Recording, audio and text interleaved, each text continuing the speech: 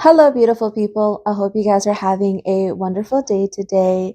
Welcome to So It Seems Tailoring with our co host, Andrea Marie, and yours truly, Karma.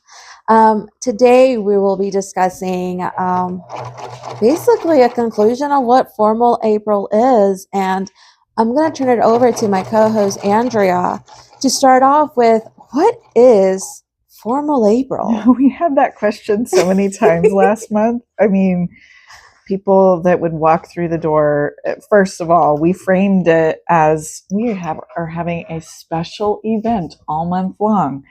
And it was, but it was special for us, not necessarily for the customers because, well, especially the casual wear customers that were bringing us their jeans and their shorts and their t-shirts. We had to turn them away because the special event was that we were only taking orders for formal wear the entire month. And while many people are not even familiar with having a tailor at all because tailors are so scarce, and it has been years since people have had a tailor in this area. First, Carmen started tailoring, and then I joined the scene a couple of years after her. And so it's all fresh, and really, like, people have to recall from their distant past of going to the dry cleaner to find a tailor. And it's just not the case anymore, and especially in this area. Anyway, so for us to say we are limiting the orders that we are taking in was even more of a learning curve for people. So very often they'd walk through our door and we'd be like, "Hi, welcome to Formal April," and they'd be like, "What is that?" And we wanted it to be framed as a positive thing because for us, it was a way of accommodating the heavy volume of prom, wedding, and event season. And it's kind of been amazing to see, like, we really hit it right in the eye of the storm, I think, with April, because really, like, formal events are all year round. There are a lot in the spring, not just limited to April, but man, April was really the bulk of it. And I knew that from last year, so market research and looking at past transactions, past months, what each month brought in, and I could see. Now, we've only had this tailoring studio open for a year and a half. It'll be 2 years in July, but I could look back over a full year to really see, like, market trends, right? And last year, April was my busiest month of the entire year.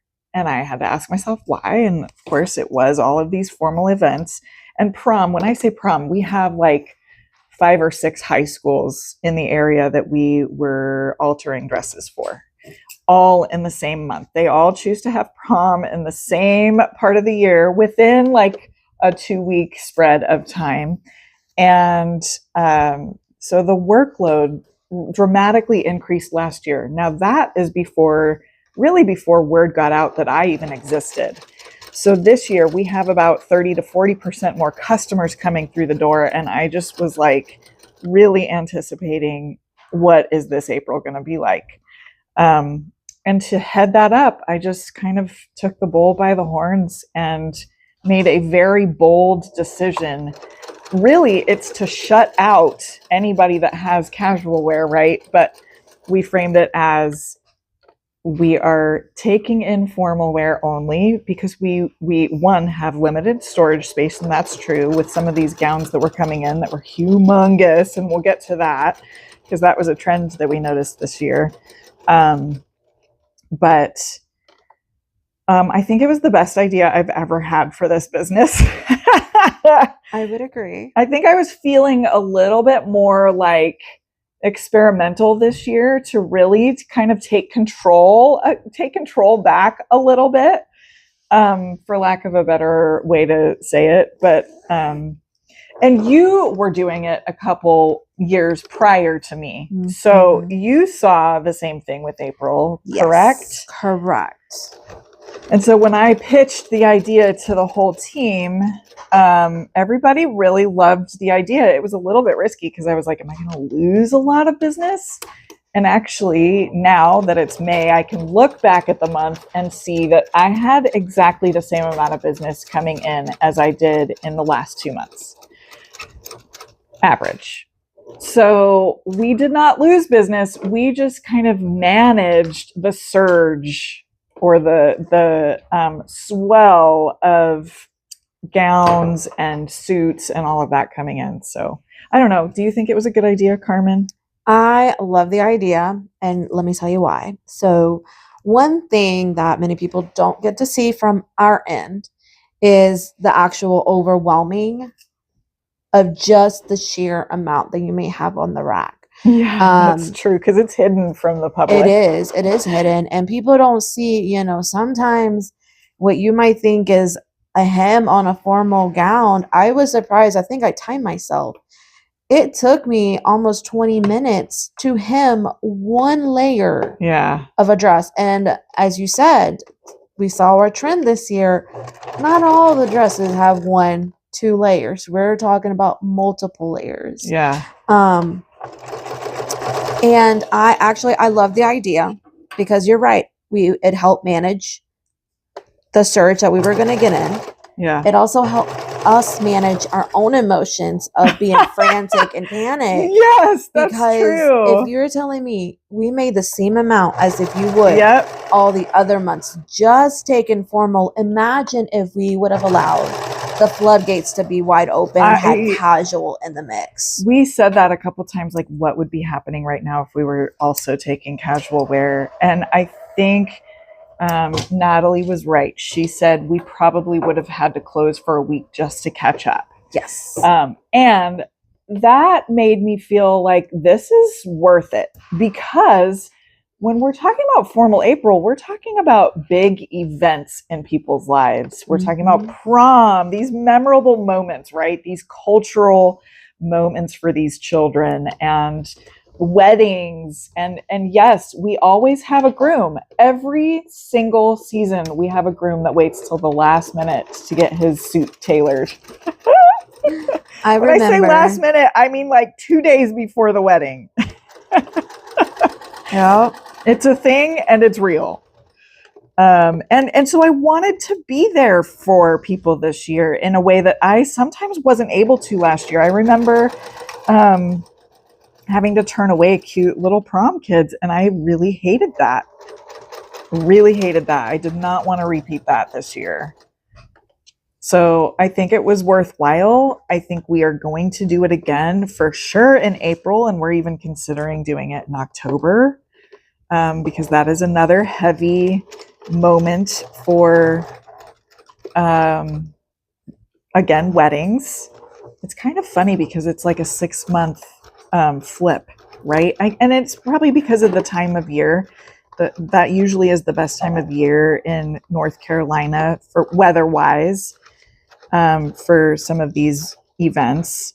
We won't have prom, so that's a little bit different in October. So anyway, we're thinking a whole lot about October because we also noticed a huge surge in October of formal wear coming through.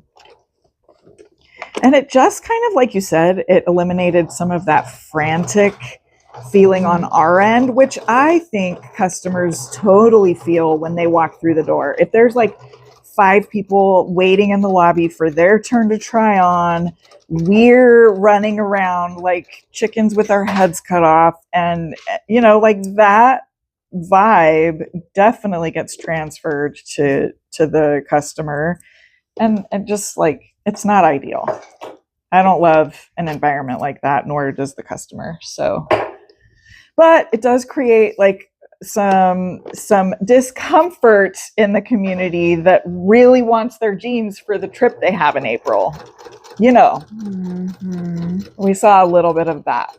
We did, but we also saw a lot of lovely prom kids come it was in. so cute. Even in the very last week, you know, I was very surprised. And we were able to still assist them and help them, you know, and we didn't have to turn them away. Felt really important to me, to all of us here in the studio. Absolutely. Well, I kind of want to start off with the bad and end with the good. Fun. So now looking back of all of Formal April, first, what would you do differently? Would you do anything different? Ooh, that's a really good question. Gosh, I don't know, you guys. What would we do differently? I think, if anything, it always comes down to communication. We did start advertising this at the beginning of March.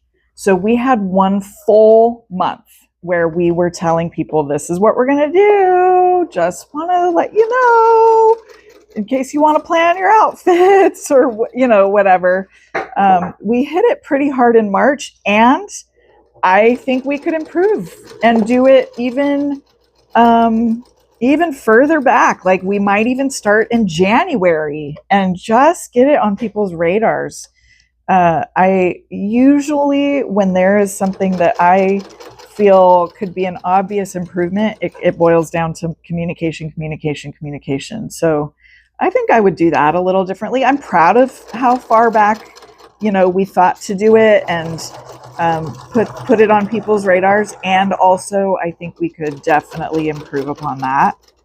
How about you? Did you think of anything we could improve upon? Actually, the same thing you said, surprisingly. Cool. It is communicating, and it is putting out, hey, like, the sooner the better. I guess the more time we give people, because, you know, we did get quite a few people come in. Oh, I didn't know. Yes. Yeah. When did this happen? You know, and again, you're right. We started at the beginning of March, so we were giving everyone a month.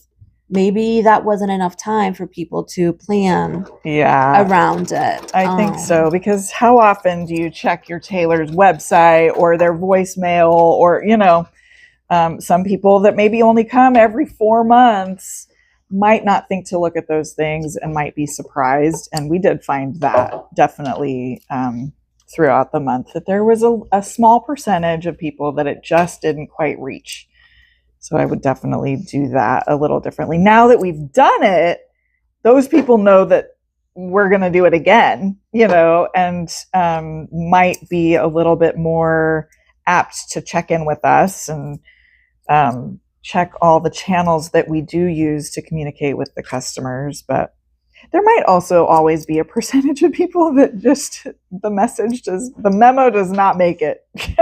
I would agree with that. Yeah. Which, by the way, I loved your voicemail, though. It was kind of long.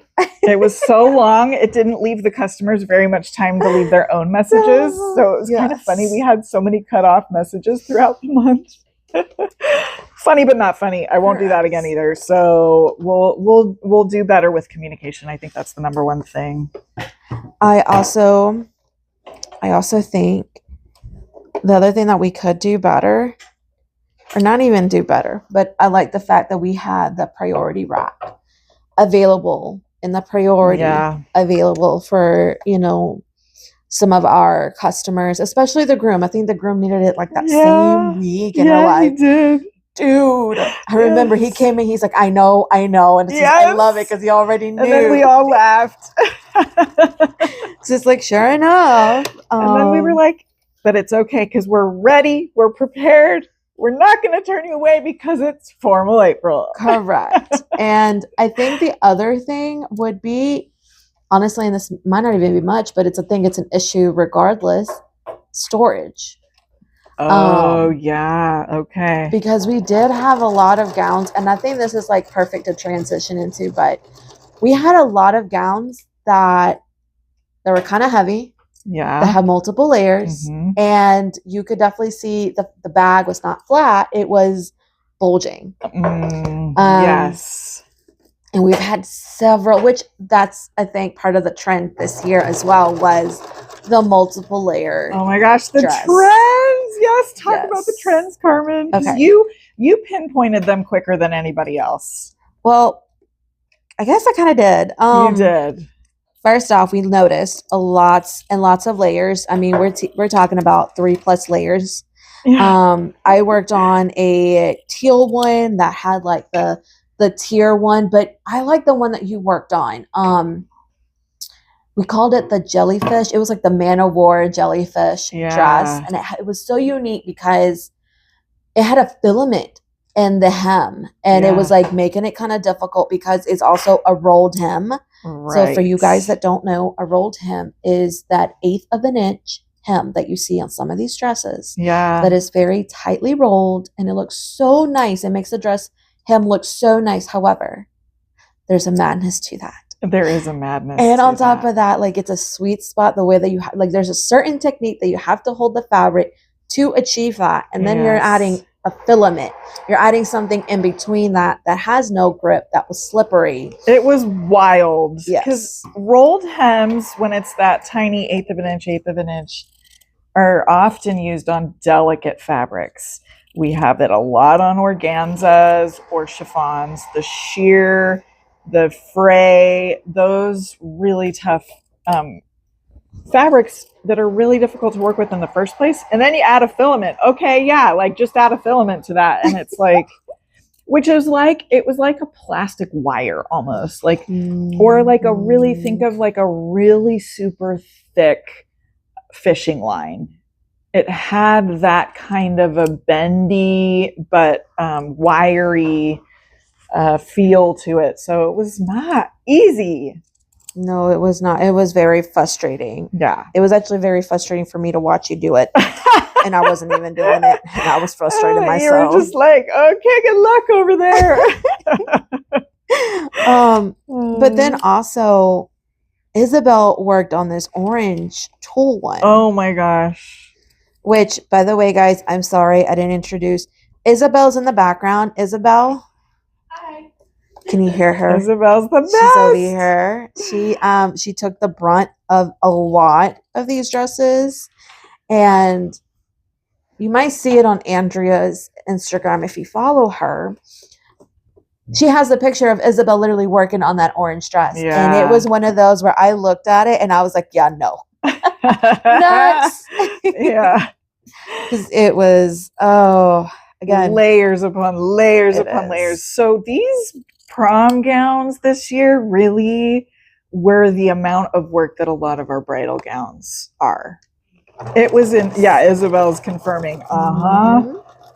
So kind of partway through, we kind of had to adjust a couple of prices accordingly, because we're talking like horsehair braids, random plastic wire filaments, ball gowns where there were so many layers. And so as a tailor, we do our pricing according to how much time and skill something takes us.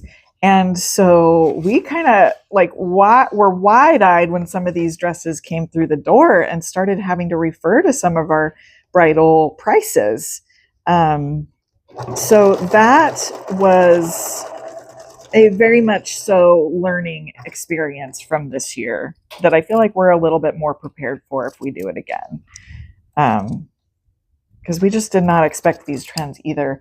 I feel like last year the trend, so this year trains were still a thing, but last year it was like trains that were on fitted gowns. This year it was trains that were on voluminous gowns. I blame social media, honestly. I think social media, these adorable kids got these gowns that would look amazing in a garden or, on a pedestal or whatever on social media. A lot of them said, we're not even going to the dance. They just wanted the pictures of these amazing gowns. And I know normally we don't talk about pricing, but I'm going to talk about pricing. We should talk about pricing a lot more. Real quick. Yeah. Guys, these gowns, we were looking, the price tags were over $700. Oh, yeah. On some of them, plus whatever alteration we're doing. So, yeah, they were an investment. Yeah, it was an investment. People were dropping roughly $1,000 on a dress that they were not even going to go to the dance for. They just wanted the pictures. So that really kind of took us by surprise with It this year's did. formal, this year's April, but our first annual formal April. Which also, I'm glad that you spoke about like briefly about the bridal because Yeah. technically they were total bridal. I mean, it was funny. I had to explain to a customer, yeah, she has a train. Yeah. No, she doesn't need a wristlet. Yes, she can have a bustle. Yes. Nobody knows what a bustle is unless you've gotten married and had a wedding dress. And no, a bustle is how you touch the train Button it up. to the dress. So I love that you mentioned it because, on the other thing, I remember going to prom and none of the prom dresses and we're talking about, I'm going to show my age, like we're talking about 15 years ago. So, but I don't remember ever there being corsets. Right. I don't ever remember there being beading, trains. Are you kidding me? Horsehair? Nope. Never. Not back in my day, which goes way further back than your day. So, some pretty crazy, awesome trends. How fun. I do love that it is a lot more about like self-expression, and because we didn't notice really any trends in color. Correct. They were very, very different in the colors they chose, in the styles, other than the ball gown. But like,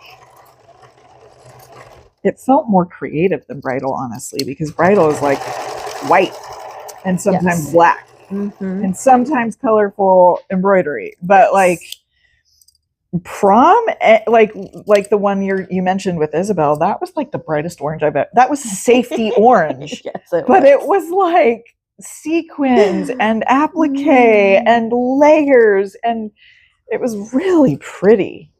It was beautiful and so creative. I will say, do you know which one was the favorite among all of us? I think the one that we talked about the most was a ball gown that had like, wasn't it like a floral print on mesh, like on a tulle? And then, okay, you're thinking of the same one. I think you had a cute nickname for it. What was that? Well, I called it the cupcake. However, yes, the cupcake. Isabel had an even better nickname, the cotton candy, because it did look cotton candy. It had a lot of texture the way it was built, because it had like this double-sided ruffle that was just kind of meandering on top of that printed tulle. And then I remember the bodice had like pleating that was kind of crisscrossed and draped in such a way that was kind of highlighting the curves of the bodice. And that was such a fun, gorgeous dress. It was. And we kept like looking at it very fondly on our rack over here. That's the one that we were all showing each other. Oh my God, did you see this? Yeah. Wait, did you see this dress that came in? Yeah, it's really fun working in a place that people bring us beautiful clothes, because we can just like admire and gaze upon just lovely textiles and designs, and imagine these fun events that these kids are going to, and it's so cute. Yeah, that was a fun one. I really liked that one. It was. And she was cute as a button. Yes. She was so cute. But I know we're going from God, but let's talk about what was the worst dress of this year's season. I know what my worst dress was. Actually, what was your worst dress? My worst dress. Okay, I'll tell you my worst dress, and then you have to say what your worst project was. So you don't have to, but oh no, I already got it. You already got it. Mine was a ball gown, very unconventional fabrics. So the top was a ponte knit. The bottom was like a papery mix blend of cotton and nylons, and it kind of had a crinkle textured look to it, as well as sound to it. And I fell in love with that fabric, actually. I liked that fabric, but I'm telling you, it had like 6 layers. I don't mind layers. What I do mind is that 2 of them had horsehair braids and 1 of them had a facing that I had to remove and move up and reapply. And that gown took me like 2.5 full days because I also had the Ponte knit top. So a lot of things are mixed media right now, meaning like the top is made out of a knit and the bottom is made out of a woven. That's what they mean when they are talking about mixed media. It's like mixed substrates, right? And so that makes the clothing behave a little bit differently. And manufacturers have to strategize how to do that. To alter that is not easy. And to do this Ponte knit that was lined with a stretch mesh, it was like a power mesh underneath. I had to take up the shoulders so much that it took up the back neckline. Like the back of the neckline hit her mid neck if I would have just done the shoulders. Like it wasn't possible to just do the shoulders. So I had to drop the neckline in the back. She liked what it did in the front because it was actually a low cut dress in the front, bodice in the front. So she liked that it raised that up, but she did not like that back part hitting her in the neck. So and then also it hit her in the armpit differently. When you're raising it that much up, you have to look at those checkpoints, right? So to redo that back neckline, shorten the zipper accordingly, and do it all with undoing this delicate, stretchy, messy power mesh, to do the lining and then redo the lining. Oh my gosh, it takes a long time in a woven fabric to do that alteration, way longer with a stretchy fabric. So yeah, that dress, we actually had to call that customer and get approval for a little bit more funding for how long and involved it ended up being. Sometimes we can't tell all of the things involved in something until we're into the project. But of course, we never do something without approval first. It's very much like the auto mechanic, right? They're not going to surprise you with, oh, and we traded out your transmission, so you owe us three more thousand. Like we're not going to do that in the same way an auto mechanic never would. We call, we say, hey, this is taking a lot longer. We want to be fair to both us and you. Do you still want to move forward with this? And she did. It was worth the investment for her because being a black gown, she's going to reuse it. And she wanted it to fit correctly. So that was a great conversation with her and ended up being very worthwhile. But not my favorite alterations to do. How about yours? What was yours? So just to add my 2 cents on that. Yeah. What was your observation about oh my that God, whole process? I saw you dreading the whole thing. I was dreading the whole process for you. Oh my God. I saw like you kept going, and that's what I love. Like you powered through, like you pushed through it. But I could see where you're just like, you were done working on the dress. Yeah. You know, and it was, guys, like that's a lot of work. That's a lot of intensive work that a lot of people don't get to see from our end because they don't get to sit in here and work with us because maybe the first 30 minutes is us marking it. Yeah. Then the rest of the time it's us either undoing it, restitching it, you know, like you said, dropping that neckline. Dropping that neckline is quite a bit because you're having to re-put in a curve, like add a new curve in the back. And on top of that, if I'm not mistaken, you had a zipper in the back. Okay, guys, nobody likes a zipper. At least I don't. Especially in knit. Yes. It's really terrible. So it's all possible. These things are possible. Mm-hmm. You just have to know that some of them do add to the cost, and that's why. Yes. But tell us about yours. We have 1 minute left. Oh man. Hear about yours. Okay, so mine was this peachy pink dress. Okay, first off, yes, that's already right. It was chiffon. I already can tell you right now, I didn't like it because it stunk. And brief education, guys. A lot of these manufacturers are allowed to spray chemicals in order for the fabric not to degrade during transport or for bugs not to get to it.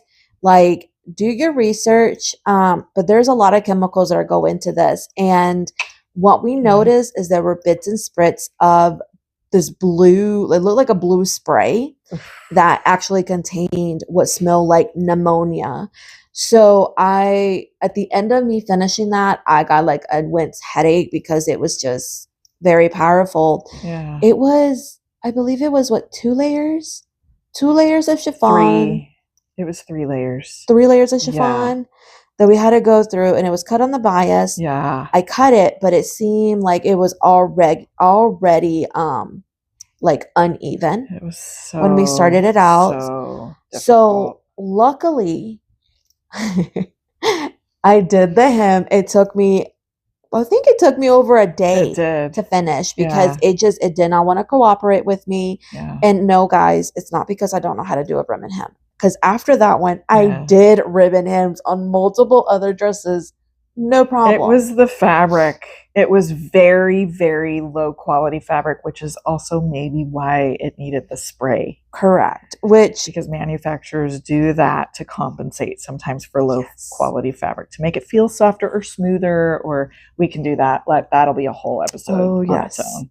But you had to go back and redo it because luckily it was too long, not too short. Right. The too short would have been a nightmare. Your girl would have been crying. And we had taken off like 10 inches or something. So the fact that it was just 1 inch a little bit too long was okay, like understandable. It's not ideal. Doesn't happen very often. But when we're taking that much off, and she just didn't like quite how it hit the ground still a little bit. And so she wanted, because she was dancing, like I get that. And I did redo it. I tried to redo it so Carmen didn't know because I'm like, it was no fault of hers. Still, guys, it sucked watching her having to redo it and deal with the same horrid smell. It was a tough dress. It was. Well, I know we're coming to a conclusion. However, formal April, I'm looking forward to formal October. Yep. 2026. You guys watch out for that. Mm-hmm. It was definitely very much of a learning experience. I enjoyed it. I loved how we all kind of turned into little kids and oohing and awing, like, oh, look at this. Ooh, look at that. We enjoyed it. We did. A lot more than what we probably all planned for. I think so. Do you have any final words? Final words? No. Okay. But I have so many ideas of things we need to talk about next time. So stay tuned. Good deal. All right, guys. We hope you have a wonderful day. Don't forget to follow us on our socials, which I'll have somewhere on the page. Until next time. Bye, guys. Bye.